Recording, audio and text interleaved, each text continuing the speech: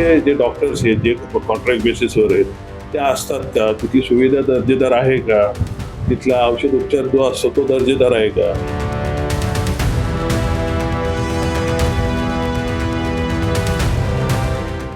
माझ्यासोबत मनसेचे नेते तथा माजी आमदार राजू पाटील हे आहेत. सर, काय सांगाल तुम्ही? काही वेळापूर्वी या ठिकाणी कल्याण डोंबिवली महानगरपालिकेमध्ये आयुक्त अभिनव गोयल यांची भेट घेतली. डोंबिवलीच्या शास्त्रीनगर हॉस्पिटलमध्ये जो प्रकार घडलेला आहे तो आपण बघितलेला आहे. संपूर्ण महाराष्ट्र राज्यामध्ये त्याबद्दल प्रतिक्रिया उमटताना दिसते. तुमची पहिली प्रतिक्रिया नेमकी काय आहे? काही वेळापूर्वीच तुम्ही या ठिकाणी पत्रकार परिषद घेतली आणि त्या पत्रकार परिषदेमध्ये तुम्ही वेगवेगळ्या पद्धतीने जे आहेत आरोप केलेले आहेत.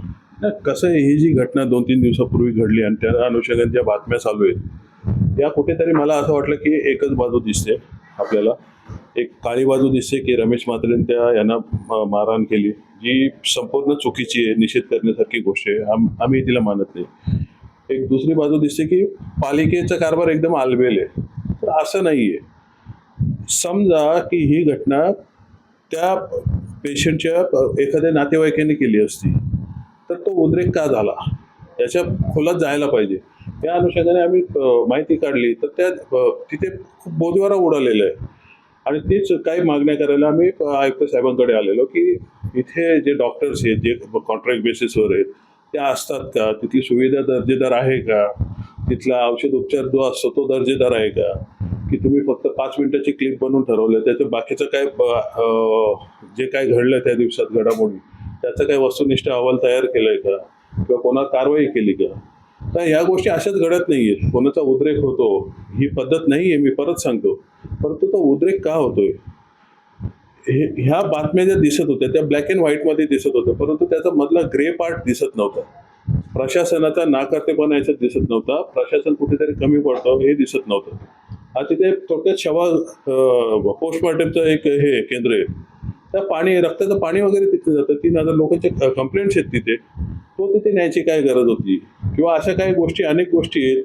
तुम्ही तिथे बेड्स कमी असतील तर त्याचा एक डॅशबोर्ड असायला पाहिजे. कोविडमध्ये आपण काही शिकलो नाही का, अशा अनेक गोष्टी आम्ही त्यांना काही सूचना केलेल्या आहेत. त्या अनुषंगाने आज भेट घेतली. नक्कीच या ठिकाणी तुम्ही एक महत्त्वाचा मुद्दा मांडलेला आहे की या सर्व घटनेचा वस्तुनिष्ठ अहवाल जो आहे तो समोर आलेला पाहिजे. कुठेतरी तुमच्या मनात काही शंका आहे का? हो, निश्चितच मला शंका कोणाला प्रोटेक्ट करण्यासाठी नाही तर ह्या दवाखान्यात काय कारभार चालतो त्याचाही कुठेतरी उहापोह व्हायला पाहिजे ना. आज लोक तिथे त्रस्त होऊन जात असतात. तुम्हाला ते सायनला पाठवत होते, तुम्ही बोलले सायनशिवाय पर्याय नाही. मग लगेच तुम्ही इथे तयारी कशी केली त्यानंतर? मग जर तुम्ही लोक असं रिॲक्ट झाल्यावर या सोयी सुविधा देणार असाल किंवा तुमची सोय लावून देणार असेल त्याची, तर मग लोक असेच वागणार आहेत ना. या गोष्टी का घडतायत?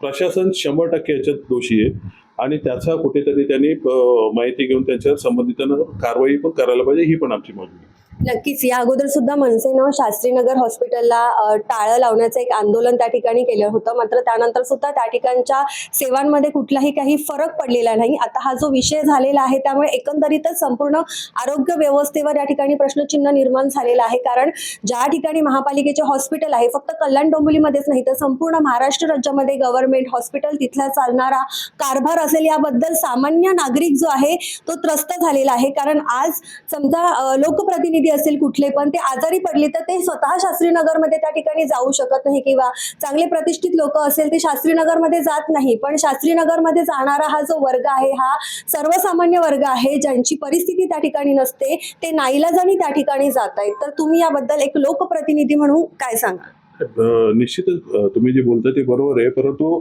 शासनाच्या अनेक योजना आहेत.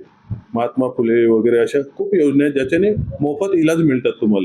तुम्हाला जर पालिकेची कॅपॅसिटी नसेल तुम्ही असे ॲडमिनवर खर्च करता, तुम्ही प्रायव्हेट हॉस्पिटलची टायअप करून त्यांच्याकडे ती लोक पाठवून त्या वरचा काय नॉमिनल खर्च असेल तो पालिका बेअर करू शकते ना. आम्ही त्यांना असंच सुचवलेलं आहे की तुम्ही काही हॉस्पिटलची टायअप करा, तुमचं काय डॅशबोर्ड असेल लोकांना तिथे कळू देत की इथे बेड आहेत की नाही, त्यामुळे ते दुसरीकडे जातील. आधीच तिथे एक डेडिकेटेड ॲम्ब्युलन्स असायला पाहिजे की तातडीने कोणाला शिफ्ट करायचं असेल तर तिथे ॲम्ब्युलन्स अवेलेबल असायला पाहिजे.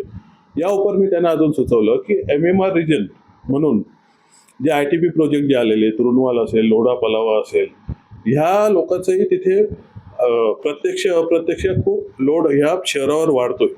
तर तुम्ही MMRDA कडे मागणी करा की तुम्ही तुमच्या खर्चातनं इथे या भागात एक चांगलं मोठं हॉस्पिटल, सुपर स्पेशालिटी हॉस्पिटल बांधा. माननीय शिंदे साहेब तिथले मंत्री आहेत त्या खात्याचे, ते इथले पालकमंत्री आहे, निश्चित त्याचा विचार करतील. समोर काय तरी घेऊन तर जा. इथे येऊन नुसत्या खुर्च्या उभवण्यापेक्षा प्रशासनाने हालचाल करावी, हाच त्यामागचा उद्देश आहे. अधिवेशनामध्ये सुद्धा हा मुद्दा गाजलेला आहे. तुम्हाला नेमकं काय वाटतं? आता झालेली जी घटना आहे ती निंदनीयच आहे. ते जो प्रकार होता तो नव्हता व्हायला पाहिजे. मात्र ओव्हरऑल जर विचार केला सेवा सुविधांचा, तर तुमचं म्हणणं काय, कोण जबाबदार आहे? काय चुकतं नेमकं आणि कुठे चुकतंय? 100% प्रशासन जबाबदार आहे. तुमच्याकडे जर सोयी सुविधा कमी असतील तर तुम्ही राज्यकर्त्यांना सांगा, आम्हाला निधी पाहिजे, आम्हाला या गोष्टी कमी आहेत. परंतु तुम्ही जर सरसकट कोणाला कॉन्ट्रॅक्ट देऊन तुमची जबाबदारी झटकत असाल तर अजिबात असं होणार नाही. नव्या मुंबईत पण चालतात ना चांगले चांगले हॉस्पिटल, बाकीच्या ठिकाणी आहेत ना. परिस्थिती सुधारू शकतो. प्रशासन इथे ढिम्मपणे बसलेलं आहे, त्याचा परिणाम आहे. पत्रकार परिषदेमध्ये तुम्ही सुरुवातीलाच एक उल्लेख केलेला आहे की कुठेतरी झालेला प्रकार निंदनीयच आहे, पण कुठेतरी या प्रकरणाचं राजकारण होताना दिसतंय ना. आज डोंबिवलीचे आमदार रवींद्र चव्हाण तिथे दिसले नाही. त्यांनी वास्तविक तिथे जाऊन तिथे परिस्थिती बघायला पाहिजे होती. हे काय झालंय ते बघितलं नाहीये. हा राजकारण नाही, भिन्न समजणं एवढे आम्ही मूर्ख नाही आहोत. त्यामुळे याच्यात 100% राजकारण होते. परंतु त्या पलीकडे जाऊन मी पुन्हा एकदा सांगतो की ह्या राजकारणात न पडता हा जो ग्रे पार्ट आहे, लोकांना जो सुविधा मिळत नाहीये, याच्यावर सर्व पक्षांनी विचार करण्याची वेळ आहे. आज आम्ही पण इथे सत्तेतच सहभागी आहोत ना. याचा अर्थ असं नाही की काही गोष्टी चुकीच्या दिसतील ते आम्ही सहन करणार.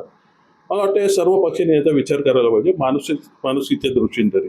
नक्की सर, आपण बघितलं आपल्यासोबत मनसेचे नेते राजू पाटील होते. या ठिकाणी त्यांनी महत्त्वाचे मुद्दे मांडलेले आहे. पहिला मुद्दा म्हणजे या संपूर्ण घटनेचा वस्तुनिष्ठ अहवाल जो आहे तो या ठिकाणी समोर आला पाहिजे अशी त्यांची आग्रही मागणी आहे.